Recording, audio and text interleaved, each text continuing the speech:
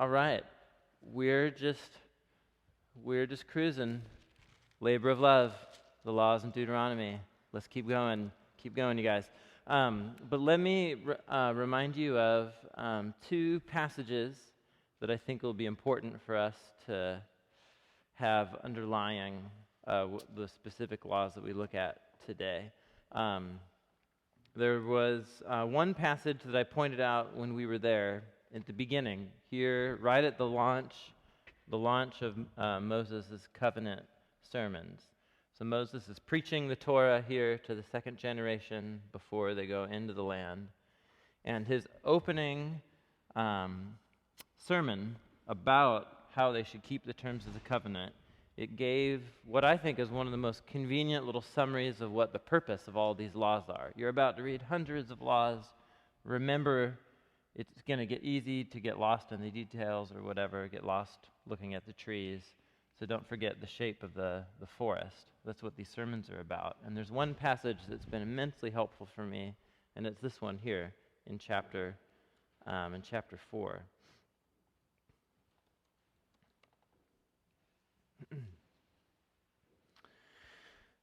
Where Moses says, "Look, see, I have taught you decrees and laws." He's alluding to everything that's come before and that he's about to work through again.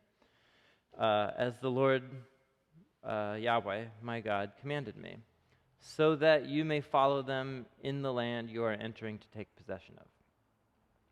Observe them carefully, for this will show your wisdom and understanding to the nations, who will hear about all of these decrees and say, "Surely this great nation is a wise and understanding people." So let's just pause right there. If you immerse yourself in the laws of the Torah, one of the effects is that you will become what kind of person and what kind of people together. He says it twice. Right? So wise and understanding. So, this is surprising to us, and this is why I think this is a cool passage, is because the effect of thinking about these laws and the value that underlies all of them is wisdom. Have I taught you the Hebrew word for wisdom before? Maybe I have, but let's just do it again.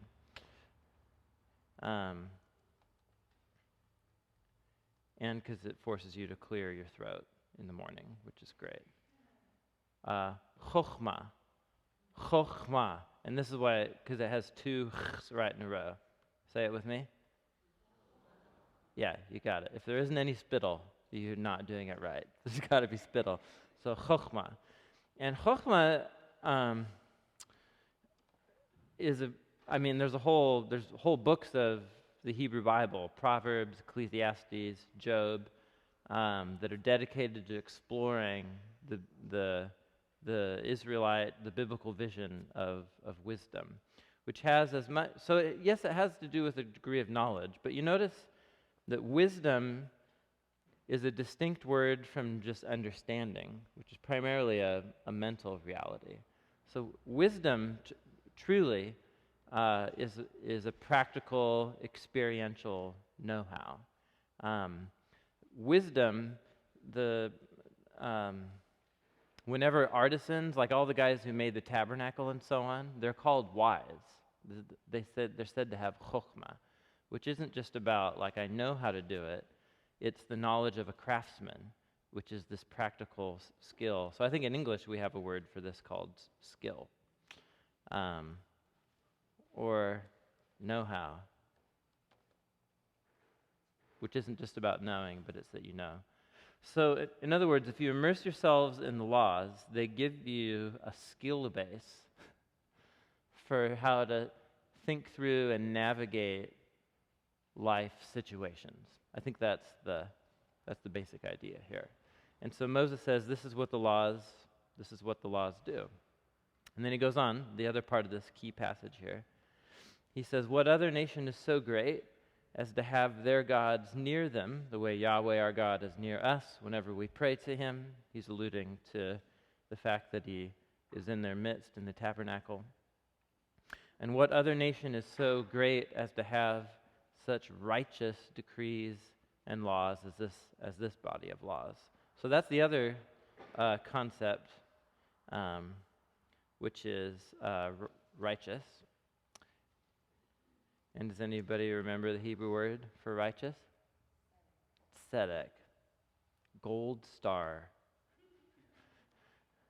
Tzedek, which is at its core, it's used in judicial law, like you're the one who's in the right, or you are vindicated, or that kind of thing. But at its core, it's about right relationships, and specifically equity in relationships. And so these are the two words that Moses associates with Torah. Skill in navigating day-to-day situations in life that you just go, whoa, that works. Life works better for these people. And life works better because one of their primary values is having right, equitable relationships in their midst. Okay, so the reason I'm doing this one is because we still have a little ways to go in the laws, and it's just good to remember at least how Moses frames why these laws are important for these people. And then for us as Christians and 21st century readers, we don't live as a part of this ethnic covenant people of ancient Israel. We're not agrarian farmers living we just don't live there. And so the laws, then, you can't just plop them into the 21st century. But what we do is discern the underlying wisdom of right relationships that's being pursued in all of these laws. And there's immense wisdom for us in that. So that's just a reminder, just big picture. I'll do it probably once more before we emerge out of the forest. But chapter 26, the laws will end, and we'll transition into the last round of covenant sermons. We're getting there, you guys. I'm just encouraging you. We're really getting there. So, with all that said, we're going to look at a number of laws about rebellious children, what you're supposed to do with somebody's body who's been executed, your neighbor's ox, how you sow your field, and then a number of laws about sex outside of marriage. Holy cow. Let's go for it. Deuteronomy 21, and we're looking at verse 18.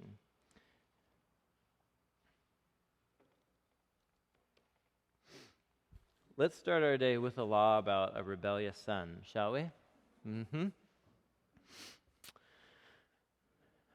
a pretty short law. Let's say a man has a stubborn and rebellious son who does not obey his father and mother. He will not listen to them when they discipline him. His father and mother shall take hold of him and bring him to the elders at the gate of his town. They shall say to the elders, "This son of ours is stubborn and rebellious. He will not obey. NIV has, he is a profligate." Any other translations? Glutton, yes. The glutton and a drunkard, profligate and a drunkard. So glutton and a drunkard.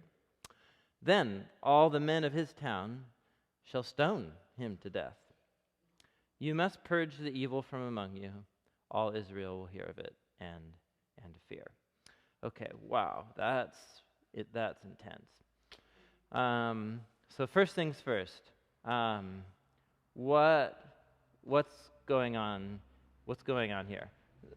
There's some cultural details that I think, again, will frame all of this. Just like when, the captive woman and you clip her nails and shave her and that kind of shave her head, and we're absolutely horrified.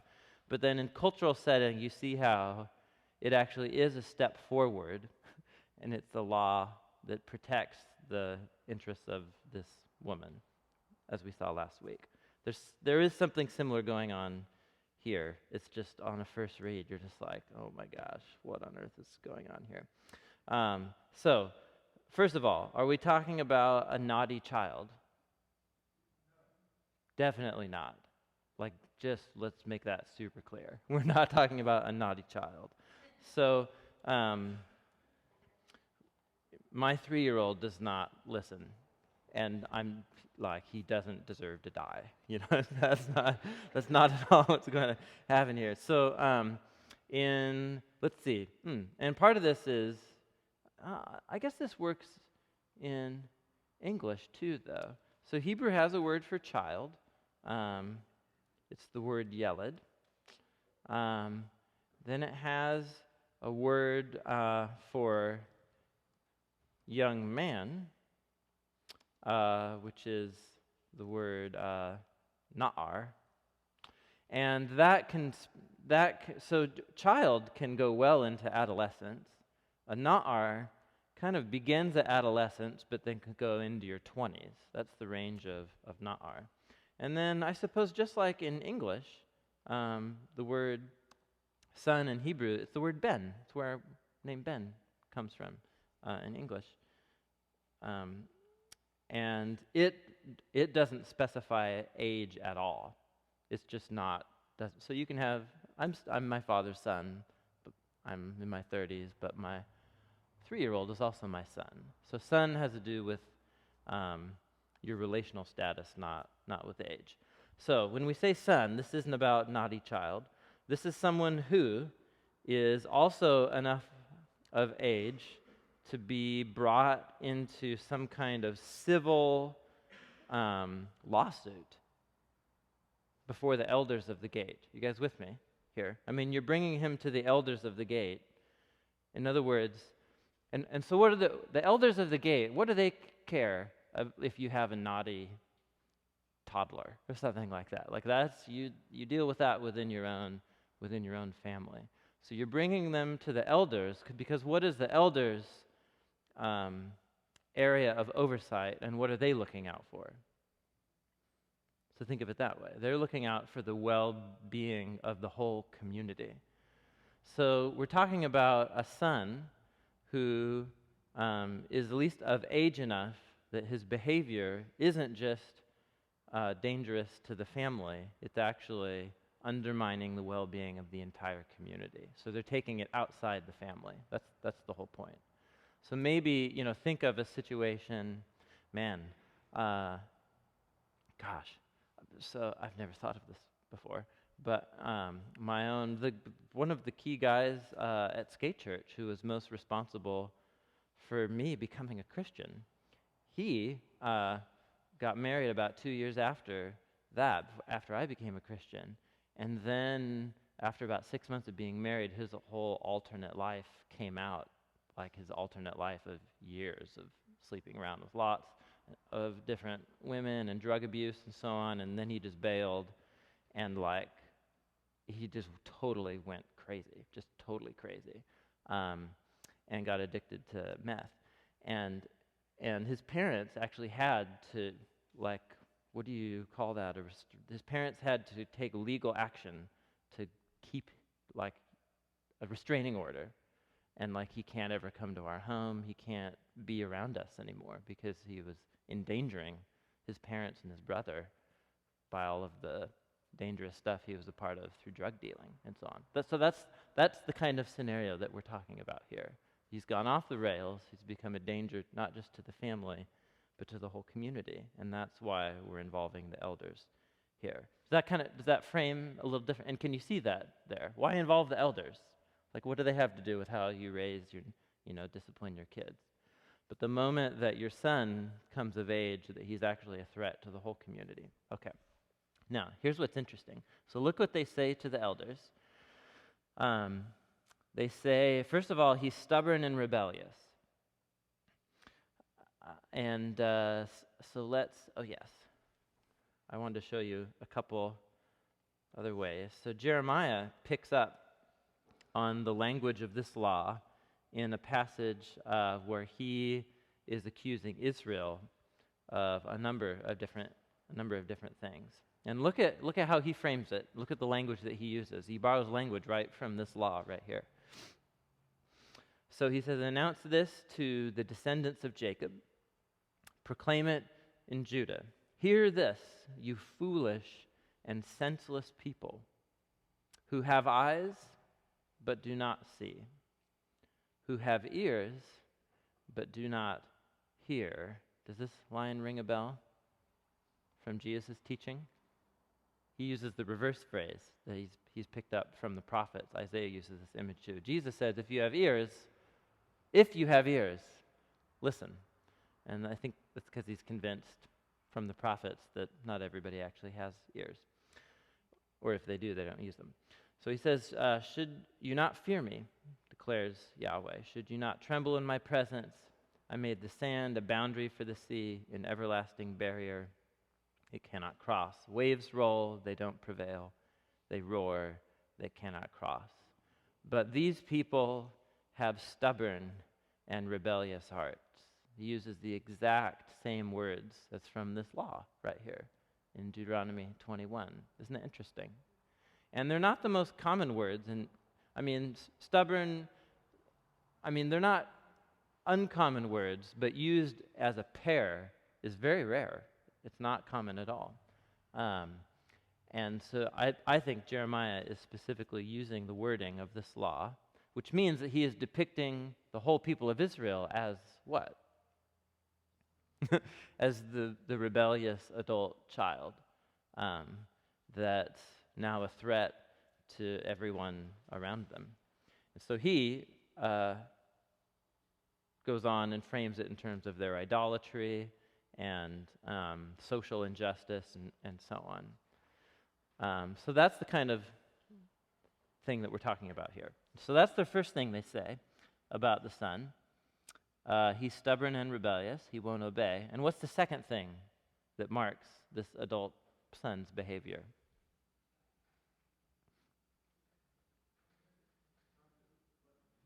He's a glutton and a drunkard. Now, can you think of another time somebody's ever accused of being a glutton and a drunkard? Oh, yes. the person that I follow. Right? Yeah.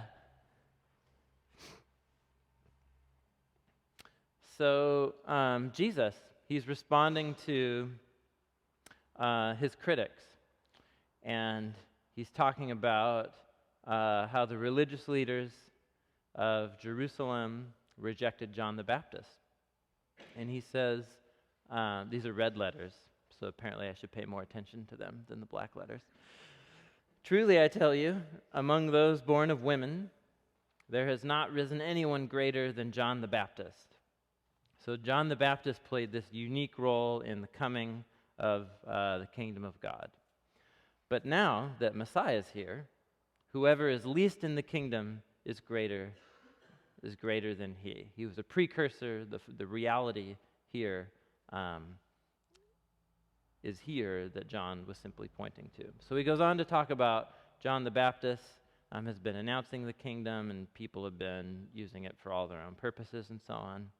Jesus talks about that this is like a generation of people who they think Jesus ought to dance to their tune of what it means for him to be the Messiah. So he says, "To what can I compare you? You're like children sitting in a marketplace saying, 'Hey, dance.' This is such a great scene. We played the pipe for you, and you didn't dance. We sang a dirge, and you didn't mourn." So in other words, he's saying, you all have a tune that you think I'm supposed to be dancing to, and I'm clearly not, and now you're critiquing me for it, instead of listening to what I'm trying to actually tell you. And then this is the important paragraph. He says, "John came neither eating nor drinking." Well, he did eat, kind of. What did he eat? Right? He ate insects and wild honey. And he's way out in the desert, and they think, dude, he's a freak.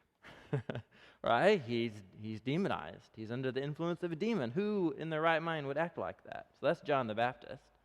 And then here I am, Jesus says, eating and drinking, and they say, here is a glutton and a drunkard, a friend of tax collectors and sinners, but wisdom will be proved right by their deeds. So once again, this phrase right here, that Jesus, so he's quoting the kinds of things that he knows people are saying about him. And so glutton and drunkard isn't just, in Israelite setting, isn't simply just that he's a man of excess or he's out of control. It's lifting a phrase from right here, from this law about the rebellious son. And if people are saying these kinds of things about him, what does this mean about the critique or the accusations being made about him? It's not just that he's reckless, it's that he's a threat. It's that he's actually undermining the well-being of the whole community. He knows that people are beginning to see him, some are beginning to see him as being like this rebellious son who's a threat to the whole community. So we can understand, I think, the gravity of what's going on here by understanding these two other places where this law gets cited, or the language of the law gets quoted. So, if the whole community is being threatened by the recklessness of this one, I think adult young man, the idea is to put him to death and purge the evil from among them. And that everybody hears and is like, oh, holy cow, I don't want to be like that. So that's severe. I suppose, are we surprised at this point? I mean, are we surprised at the severity of Deuteronomy if you've been going through these laws? No. And I was thinking about this. There's going to be a couple other laws that are going to bother us this morning. And I think I was thinking, like, what does this boil down to?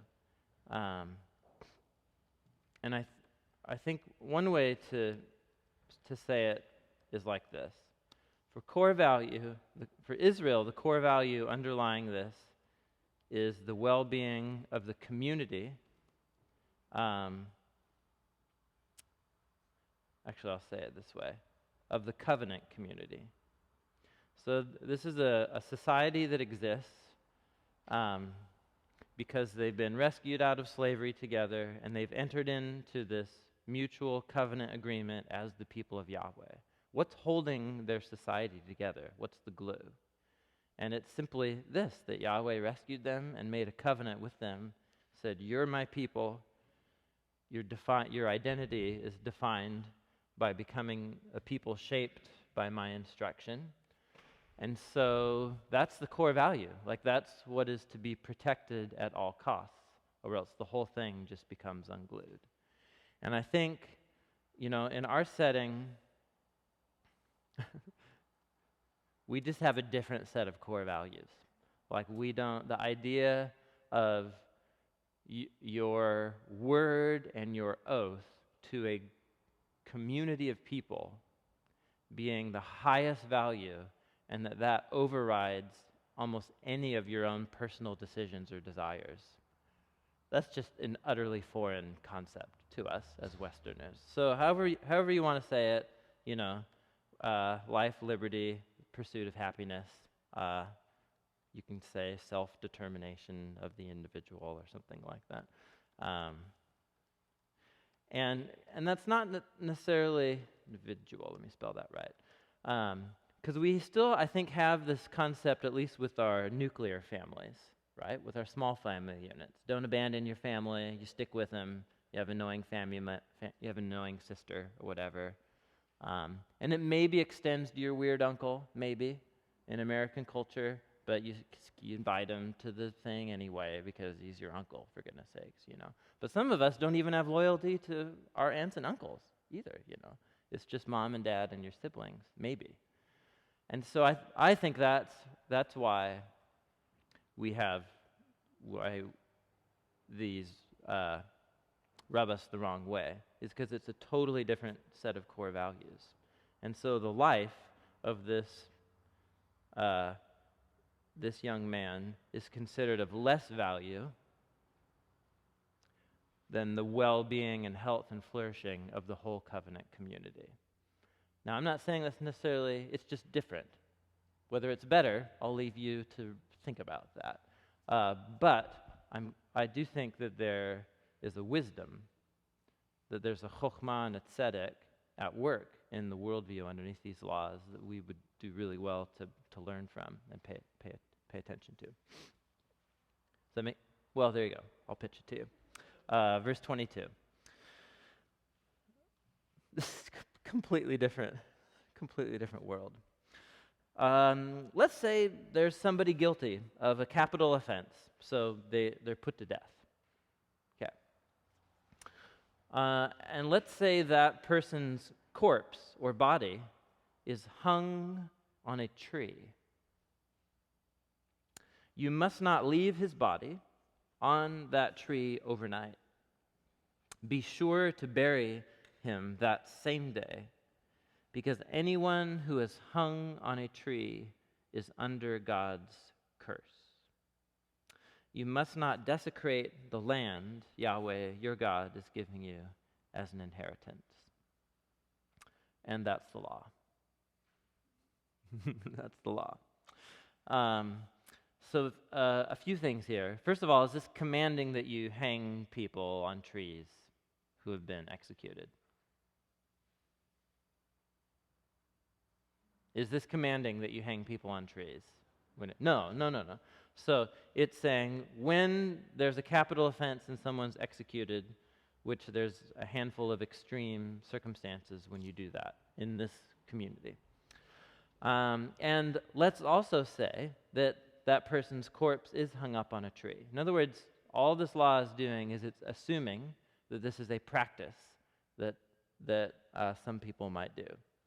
And this practice was widely practiced in the ancient Near East for lots of different reasons. So this is somebody who's already executed, and they're hung on a tree as a deterrent, as some kind of public shaming to let everyone know what they did. It's like hanging people in the Wild West or something like that, you know. So what this law is trying to do is it's trying to minimize or address or keep it from doing something that would be utterly destructive or offensive or something. And so that whole point here is, don't leave it there forever. It's there for a day, and then you bury it. And this is really the key idea here, is that in the biblical tradition, the remains of people shouldn't be left neglected. There's something, really what gets underneath this is about the inherent value of human beings. And not just human beings like when we're breathing, but even after we've died. There's something still sacred about a human being. And so the remains, even if the remains here are hung on a tree as some kind of warning or public shaming ritual, the remains still have this sacred quality to them. So you bury them, you don't let the birds and the animals pick it apart or something like that. Be sure to bury them that same day, and you don't desecrate the land. But notice this interesting line right here. Anyone who's hung on a tree is under God's curse. This is such a strange line. What on earth does that mean? Well, presumably, if somebody has done something to break one of the laws that in the Torah requires execution or capital punishment. There's not very many, but there are a few. So if someone's being publicly shamed in their execution, it's because they're a flagrant and maybe like the rebellious son or something like that. They're a threat, they're an outlaw, whatever. They're undermining the well-being of the whole community, and therefore they're under God's curse because they're trying to undermine the law, and they're trying to undermine the right relationships and the tzedek at work in the community. That seems to be what it means. Therefore, they're under God's curse, and how they're dying is a sign of that in some way. There you go. There you go. Now, here's what's really interesting is someone who's executed and hung on a tree. Ring any bells, right? Ring any bells at all? Yeah, it's very interesting. So, of course, this law gets picked up by Paul the Apostle. And Paul sees, here we go. Let's just read a good Pauline paragraph right here, which is dense and hard to understand, as a lot of what Paul writes is, but that's what makes him awesome. So he says, all who rely on the works of Torah are under a curse. As it is written, and he quotes from the Torah here, cursed is everyone who doesn't continue in doing everything written in the book of the Torah. So, his whole point is you try and follow the laws of the Torah and give it your best shot. You'll likely fail along the way. And if you fail along the way, you show yourself unable to live according to the way God's called human beings to live. And for Israel, to disobey Torah is to put yourself under the curse of Yahweh's justice, bringing justice on you. So he says, listen, man, nobody who relies on the Torah is justified. And actually the word he's using is a word connected to this whole concept of righteous, which means right relationship. So his whole point is that simply obeying the laws of the Torah doesn't, by that fact, put you in right relationship with God. No, dude, read the stories about Abraham and read the prophet Habakkuk. The righteous live by faith in a trust relationship with God. The law isn't based on faith. On the contrary, it says the person who does these things will live by them. So, Messiah, Christ, he redeemed us from the curse of the Torah by becoming a curse for us. For it is written in Deuteronomy 21, verse 23, cursed is everyone who is hung on a pole. That's not helpful. Pole is fine. I guess it's fine. But you'll see, here we go. Everybody else translates tree. Tree, tree, tree, tree. And that's the word, just the simple word that he uses. Now, if you're being hung on a tree, what's the idea? You're being hung, maybe it's an actual tree, or it's a tree, the long trunk of a tree that's become a pole, whatever. And then he goes on, he redeemed us from the curse of the Torah in order that the blessing of Abraham might come to the Gentiles through Jesus, so that by faith we receive the promise of the Spirit. So this has to do with big picture here. Paul sees this little, so I don't think Paul sees this as like a prophecy of the crucifixion or something like that. But he is saying, listen, even Jesus himself was accused of being a lawbreaker. But ironically and surprisingly, what Jesus was doing was, as the Messiah, taking the curse of death on behalf of all of Israel and its stubborn and rebellious rejection of the Torah, and he literally became under God's curse, so to speak, where he experienced on Israel's behalf the effect and the consequences of its disobedience of the Torah. And he became a curse so that through his resurrection we might have the blessing of Abraham that comes through faith and the promise of the Spirit and so on. Isn't this interesting that Paul quotes this little line here?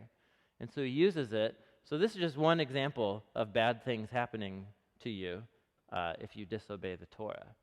But Paul uses this language here of being hung on a tree And so he sees it as the perfect way, giving us the perfect language to describe what's happening on the cross, is Jesus becomes a curse so that we receive blessing. There you go. Paul, thank you, Paul. Deuteronomy 22. Let's keep going, or else we're never going to make it through the laws of Deuteronomy. These are great. We'll like these. Deuteronomy 22. Let's say you see your brother's ox or sheep straying, wandering. Hey, don't ignore it. No, be sure to take it back to him. Now, if the brother doesn't live near you, or let's say you don't know who he is, i.e. whose donkey, or ox this belongs to, take it home with you. Keep it until he comes looking for it. So let's say it's a distant relative or it's a neighbor and you're not sure how you're related to him. Keep it, give it back to him. Do the same. If you find your brother's donkey or his cloak or anything else he loses, don't ignore it. If you see your brother's donkey or his ox fallen on the road, don't ignore it. Help him get it to its feet. And there you go. That's the law. Or it's actually three variations on the law. What gets repeated in each time? Don't ignore it. Don't ignore it. So what's the principle here? The principle here, maybe this is a law written for conflict avoiders. like myself. You guys know what I'm talking about? There's something going wrong in a public space and you want to crawl into a cave. Right? So for some of us, that's our temperament. You just want to go away and make it stop or something. And then there are others who just they just want to get involved. Right? They just inherently don't ignore it. They feel the need to get entangled in this whole thing. Man, I have a good friend like that. He lives in Wisconsin. He gets himself into more trouble. And he's not wise in what he gets himself involved in sometimes, but it's always from a good motivation, which is, hey, that's screwed up, or that's not right the way that just happened. I'm going to get involved in this, whatever. So the idea here, in this case, is so you look out for your neighbor, yeah, but you also look out for your neighbor's stuff, their donkey or their ox. It seems to me, I think this is precisely the kind of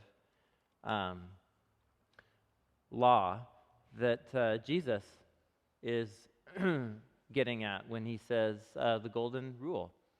In everything, do to others what you would have them do to you. This sums up the Torah and the prophets.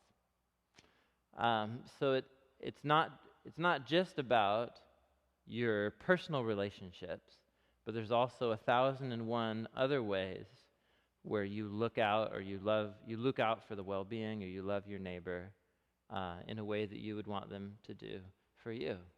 Because if you lost your ox, you would want your neighbor to look out for your ox too. That's the basic idea here. So even though we've had rebellious son, that's an extreme case, but there's a similar core value here, which is I'm a part of a larger community, in this case here, of people that we've made covenant to be the people of Yahweh together. And so your well-being is absolutely my concern. And the well-being of your ox is absolutely my concern. And that's a core value. None of this, let them fend for themselves and make their own way kind of thing. Verse 5. A woman must not wear men's clothing, nor a man wear women's clothing, for Yahweh your God detests anyone who does this. Well, okay. So I guess women should have never started wearing jeans or pants or something like that. The idea here. Is fashion at the root of this? Is this about fashion? This has nothing to do with fashion. Okay, so and particularly the last phrase in this line about God detesting anyone who does this. So this word detest, it's a word specifically used. Well, how is it used? If you look at how it's used, its most common usage is to describe violations or distortions in a marriage covenant or in human sexuality. And so, Leviticus 18, the main chapter in the Torah, it's a whole chapter about who you're not supposed to have sex with. That's the purpose of this chapter. But it's speaking it's expressing a core assumption about the purpose, the high and sacred purpose of human sexuality. And the contrast is, don't do as they do in Egypt, where you used to live, and don't do as they do in Canaan, where you're going. Don't follow their practices, keep my decrees, and so on. And then the whole chapter is framed with who you don't have sex with, and one of the most the terms used to describe this are either dishonor, so you're publicly shaming, or that is wicked, or this language of defiling, profaning, or this language of detestable. So, in other words, this is the language that gets used when we're talking about practices connected to sexual intercourse that violates the purpose, God's purpose for human sexuality. And so I think that helps us frame the context of whatever is going on with cross-dressing. It's connected to sexual activity, not fashion. So let's just pause and say we live in Portland. And so even, there might be a sense in which, I don't know. The issues here are so extremely complex that I don't know if this is the moment to get embroiled in them. But there is something in the biblical tradition, and it continues right on into the New Testament, and Paul has to deal with it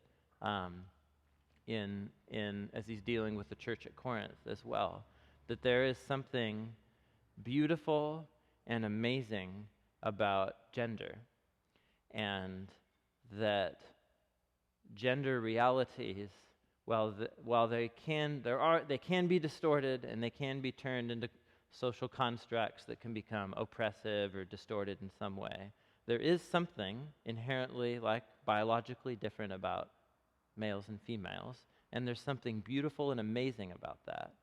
And the biblical tradition calls us to honor that. Now, different cultural expressions might honor that in different ways, and I think we need to be open to that.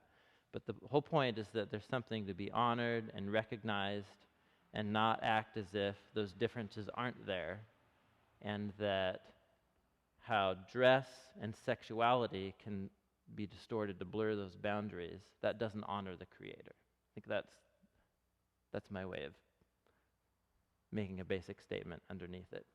As we get on into the series in Matthew, the number of places where Jesus talks about sex, gender, and sexuality, we'll have to full on go for it.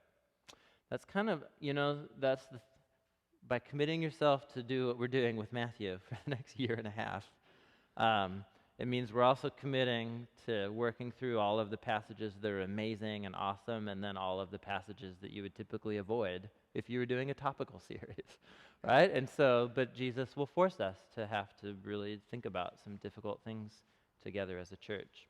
And they're related to the topics raised by this law as well. Let's keep going. Deuteronomy 22:6. Let's say you come across a bird's nest beside the road.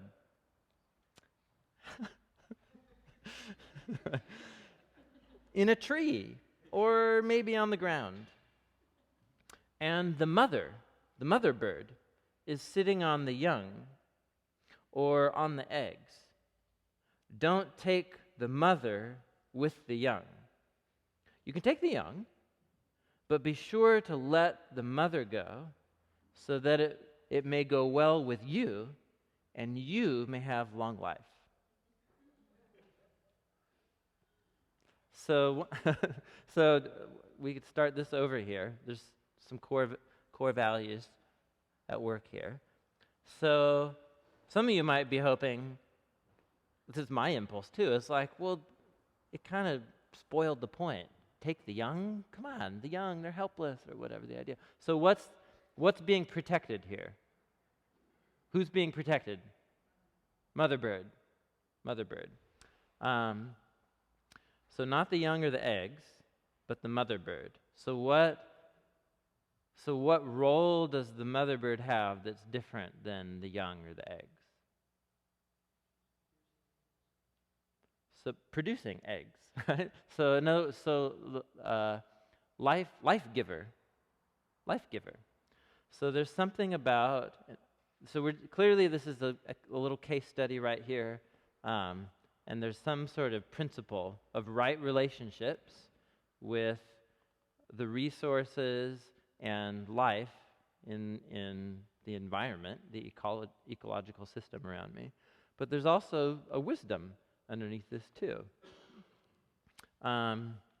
If you over hunt or over harvest a species of animal, what's going to happen within a few generations? You won't have that animal anymore. I don't. So we're with the Sierra Club people trying to get your signatures on Hawthorne every time you go there, right? You know this, right? So you know Sierra Club? It's a great organization, trying to protect endangered species, among other things. So I think that's all I can think. This is very similar to protecting the fruit trees, as we saw last week. These are life-giving resources. So, let them be, for goodness sakes. Like, they have this incredible place in the community of life and in the ecological system of generating life. So let them be, for goodness sakes. Yeah, they produce eggs, so take the eggs. They're good. Mom she'll lay 3 eggs a day or whatever. But don't take mom, because then you won't have any eggs. So notice also that let mom go, because she's the life giver. She's creator of new life. And so that it may go well with whom? With you. So it's also recognizing that there's this inherent connection between you and your well-being and respecting the value and life of these animals who are also making life around you. There you go.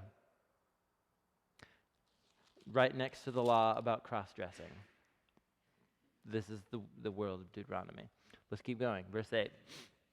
When you build a new house, make a parapet around your roof so that you may not bring the guilt of bloodshed on your house if someone falls from your roof. Oh, you know what I didn't look up, but I will do it right here. Because we mostly know what these look like. Ancient Israelite houses. Thank goodness for Google Maps, right? Here we go. This will do. So we're talking about flat roofed structures. And the roof is accessible either by a stairway or a ladder. And it's where you do a lot of stuff. You hang out there, you eat meals up there, you dry laundry, you dry figs up there, whatever. And so parapets are these little things right here. I don't know what else to call them because they're called parapets. But they're these little raised pieces here. It's sort of like building a little fence on your roof so that people don't fall off of your roof accidentally. That's what this law is about. Build a fence on your roof so people don't fall off. And you don't bring the guilt of bloodshed on your house. So, of course, it would be unintentional if someone fell off the roof of your house, but could you have prevented it? Yeah, you could have. You could have just, spent 200 more bucks and built the parapet, for goodness sakes. And then you don't. So this, it seems to me, is connected back to that thing about don't ignore or don't neglect the well-being of others in your community, either by actively doing something and looking out for their ox, or here, by actually taking thought to things that could go wrong and preventing those as a way of loving your neighbor.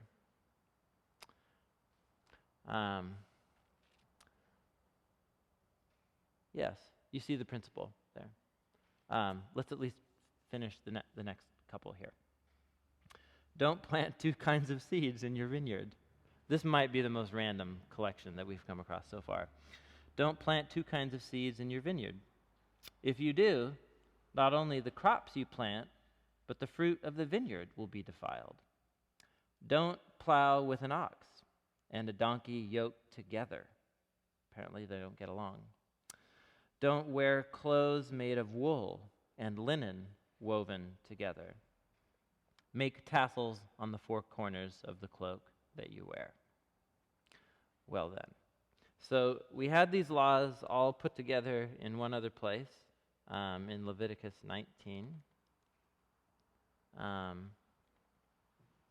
about keeping different kinds of animals, different kinds of seeds, different kinds of clothing separate.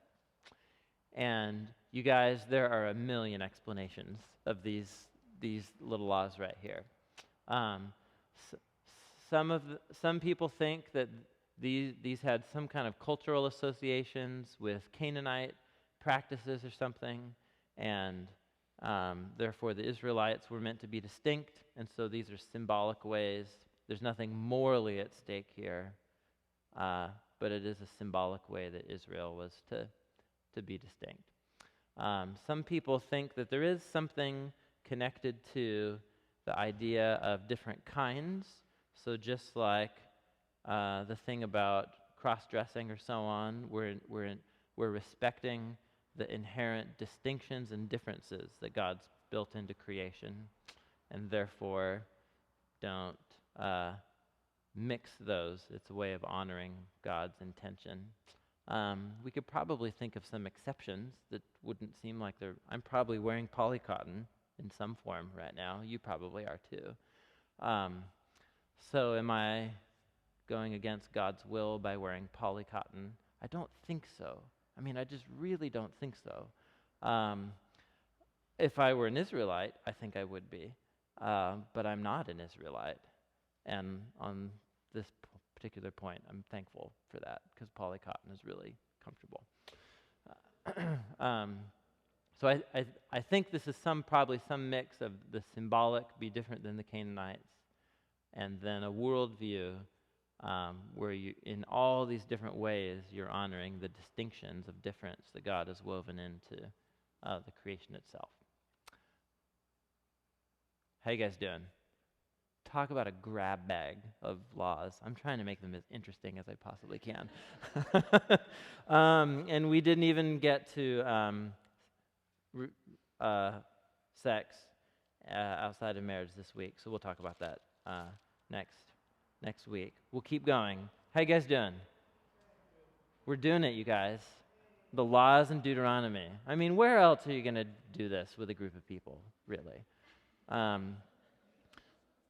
So let me close it with a word of prayer. And on a serious note, I think the big takeaway for us is really thinking about the value system underlying these laws, some of which are very strange, but some of which I think we really need to pay attention to and listen to and see the principle of wisdom that's underneath it.